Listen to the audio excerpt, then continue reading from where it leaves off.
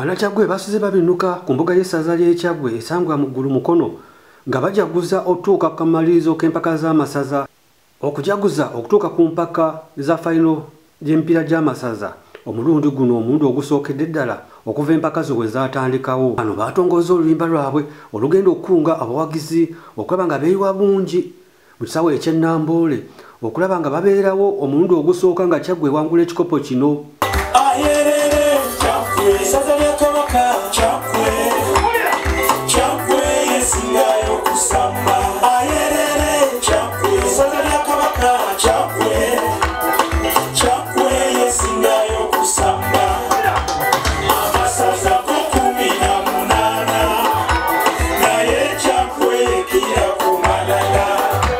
Tulina Ssekiboobo ffe wa mutindo awagira omupiira okusamba.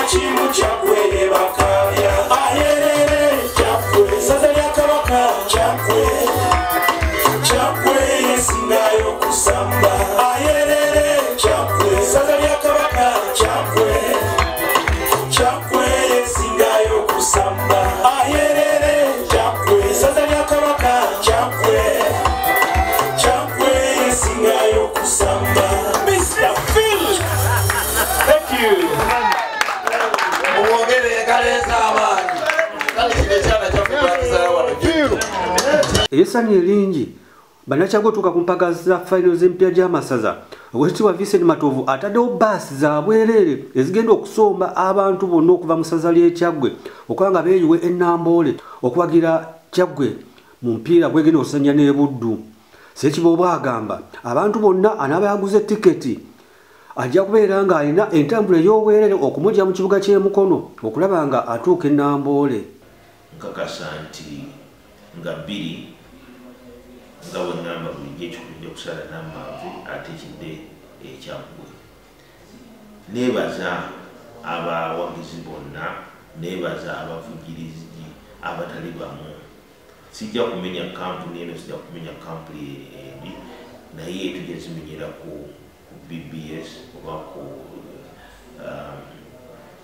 TVs endala zonna nga tubasoma omu n'obuwagizi bwaleese ku mulundi guno okulaba nti ttiimu eno ate esumuka emitendera gyonna n'etuuka ku fayino. Ttiimu nyingi twaziyitako okugeza bwe twagenda okukwata ttiimu ya Singo ku semi-finals tewali yali amanyi nti ttiimu eyo tugiyitako, naye nze nalina obukakafu nti twagiyiseeko dda. Era bwe tugenda okukwata bwekula ku semi-finals nakakasa bukakasa nti Kyaggwe eri mu finals ate egenda okutwala ekikopo omulundi guno. Nkunga abazannyi bonna ab'e Kyaggwe nti nga bbiri zinaagenda okubeera ssaawa 2 ez'okumakya nga tutandika kuyingira kisaawe e Namboole. Tutegese okubaawo n'emmotoka ezijja okujja abantu e Mukono naddala ku makya okubayuwa e Namboole. Naye okuba ng'olina tiketi gy'omaze okugula ey'omupiira. Mbasaba tugule tiketi bwe bazijja katale tuzigule mangu tuzimalewo ate buli egenda okuzuuka okugula tikiti nga tikiti ziweddewo ate tugende mu Namboole tulabe omupiira ogusooka ate n'omupiira gwennyini guli ogw'essaawa 9 tukalire bulungi nnyo tuwagire ttiimu yaffe era mugule emijoozi mugule baana ezitundibwa eza Kyaggwe okulaba nti ekisaawe kyonna kibanga kirabika Kyaggwe nkubiriza amasaza gonna awamu n'eryabuddu muwagire Kyaggwe etwale ekikopo. Akabaka kano akeetabiddwako Ssekiboobo n'abantu abo abalinamu ensimbi zaabwe okuva mu kibuga ky'e Mukono kabaddeko abantu bangi nnyo okwabadde bannabyabufuzi era nga wano ssentebe wa ttiimu y'essaza y'e Kyaggwe Stephen Serubuula yattotodde engeri gye bazze bakolamu okulaba nga batuuka ku buwanguzi buno okutuuka ku fayiro z'empaka z'amasaza omundi ogusoose. Era bampa obuvunaanyizibwa bano tukwe ssentebe wa ttiimu y'essaza era ndowooza mulaba bannabyabufuzi batono abeenyigiramu kitwala obudde kitwala ne ssente n'ebirala ate oluusi eri abatabitegeera tamanyi pride eri mu kusitula ssaza kutuuka wano naye ne tugamba tujja kukifiirako. Nakola study ya bintu bingi okulaba engeri essaza gye libadde likola era ne mbawa baganda bange bano ne mbagamba kyetugenda okutandika nakyo mujjukira nga tutandika nabagamba tugenda kutandika n'omupiira wakati wa bannabyabufuzi ne bannaddiini era twagutandikira ku Mukono awo ku bishop nga kyenjagala kwe kuyita abanene bakulesinga omupiira gwaffe twali ba mukisa ku olwo Oweekitiibwa Archbishop yajja kubanga naye mukunja yennyini mu Kyaggwe.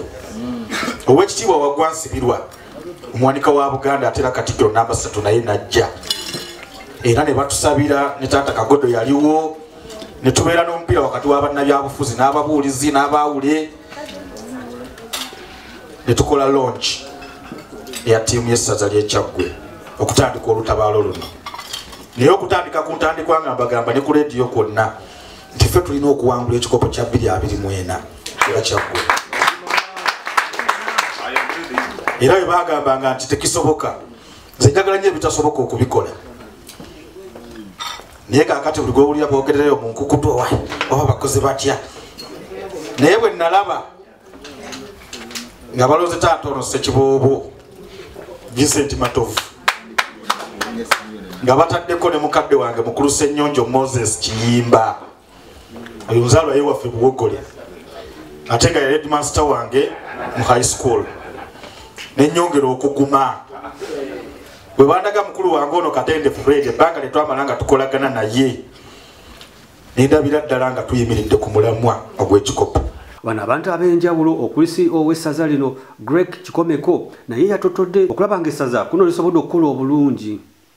Ekyamazima olugendo lulubadde luwanvu nti twalutambula okuva mu mwaka gwa 2018 kati ekyenjawulo ate omwaka guno nti omwaka gwa 2023 ttiimu y'essaza Kyaggwe teyava mu kibinja. Bwe tava mu kibinja nze nga CEO nzize nga noonyereza n'engenda mu masaza agawangudde ne mbeebuuzaako biki ebyenjawulo bye bakola okutuuka ku buwanguzi bw'ekikopo ky'amasaza. Kakati mu 2023 mwezi gwa Novemba ne ntandika okwogereza omutendesi Mutono David ne tutandika okuteekateeka. Twagenda otuuka mu January nga kocha amaze okukkiriza okutukolera nga olukiiko weeruli era Oweekitiibwa Boogere Elijah olukiiko olwo twagenda otuuka mu February nga amaze okuba nga alutongoza emirimu ne gitandika. Twakola fundraising era we twewabiriza Oweekitiibwa Robert Wagwansibirwa omumyuka wa Katikkiro owookubiri ate omuwanika wa Buganda ate ambassador Friends of Kyaggwe n'atusitulira Oweekitiibwa Kazimba Mugalu Ssaabalabirizi n'amuleeta ne tukola fundraising. Enteekateeka yali ngazi okutuukirira amakampani amasomero n'okutuukirira bannakyaggwe kinoomu kati ate wakati awo ne tufuna obukulembeze obupya obw'Oweekitiibwa Vincent Matovu Bintubizibu ne kabineti ye okuli omumyuka wasooka Oweekitiibwa Ssennyonjo Moses Kiyimba ate n'Oweekitiibwa Fred Katende abatukoze obulungi nti omupiira babadde bagulyanga mmere. Ttiimu y'essaza Kyaggwe wonna weebadde babaddewo mu kuvujirira ttiimu y'essaza Kyaggwe be babadde basooka. Ssekiboobo yasooka n'ateekawo obukadde bwali 10. Omumyuka we Oweekitiibwa Ssenyonjo n'ateekawo obukadde 9. Omumyuka we Oweekitiibwa Kateene n'ateekawo akakadde 1. Naye bazze nga bateekamu ssente nakati zesobola kubanga mbala ekyo kitudde nnyo ttiimu y'essaza Kyaggwe okuba nti ekola byekola. Njagala bategeeza nti ku mulundi guno obumu bwe tubadde nabo tebubangawo. Tuzenga tudukanya ttiimu n'essaza Kyaggwe naye ng'ebisomooza bingi. Abatebe b'enjawulo abeetabye Kabaka kano baavuddeyo ne basuubiza abazannyi b'e Kyaggwe biki bagenda obbawa singa baleeta ekikopo kino Kyaggwe n'ekiwangula. Esi buli wamu kyetume namayiba mwena mbakunga olw'ensonga nti kino tetukirabangako. Omulundi gwaffe ogusoose tumanyi nti nno Kyaggwe egenda kutwala ekikopo. Ffe nga tugabye tickets aba Comedy Garage Company, Comedy Garage Uganda, tugabye tickets wano ku ssaza ate era tukyagaba tickets nga Katonda mubeezi waffe ekikopo tukiina. Twetaaga Namboole tugijjuze, twetaaga Namboole ewuume, twetaaga Namboole abaana abasinga abamu abankubidde ku masimu bagambye bagenda kusula bweyogerere wonna wooteri tugenda zijjuza tukere ku makya nga 2 okuwagira ttiimu yaffe. Bane twebaza mwena ba sponsors baffe ababaddewo okuva ttiimu yatandika paka twebaza Ssekiboobo Ssebo webale nnyo webale ddala okukunga n'abalabo nabonna Kayunyemu tubebaza mwena Makona Angelo gemanya gange chairman CEO wa Comedy Garage egenda okubawo nga 3 mwezi gwa November era tulina enteekateeka nti abaana bonna abanasamba omupiira singa tugoba ttiimu eyo yonna ejja kubeera mu Comedy Garage.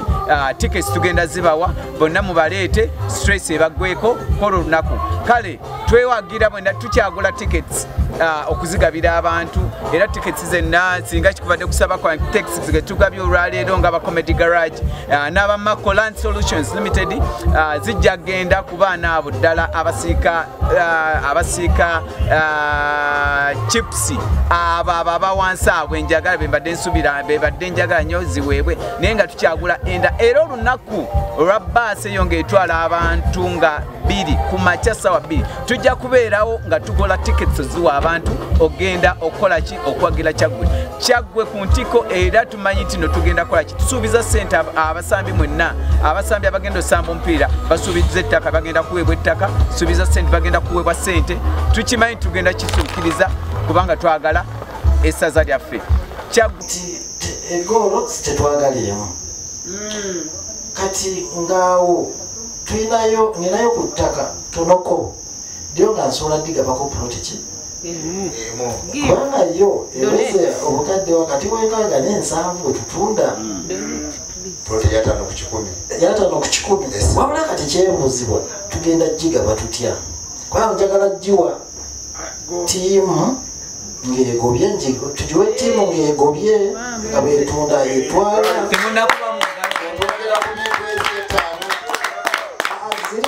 okugoba nzigabye esasule balance mwogere endala bannaye mukube mugala mwogere endala abaana bagoba omupiira netugamba obana eno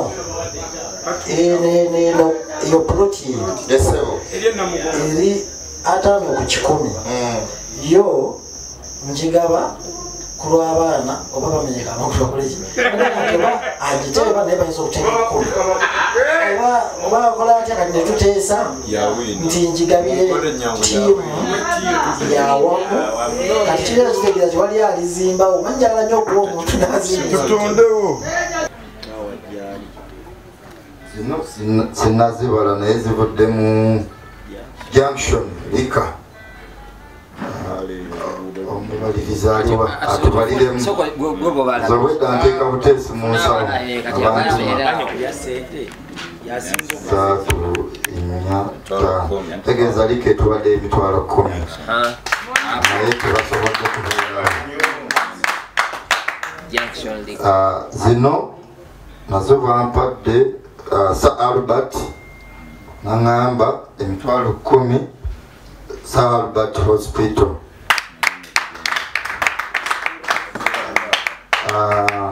nina omukulu bamuyita Saalongo Kalyango asula ku lusozi sengo mba wano nga mulaba waliwo ennyumba gye mulengera ku lusozi awo waggulu enjeru yono omwami naye ampadde zino saazibaze mbiri satu nnya tegeeza atuwadde emitwalo 2 nange zino zange otyo yimirira kyekyo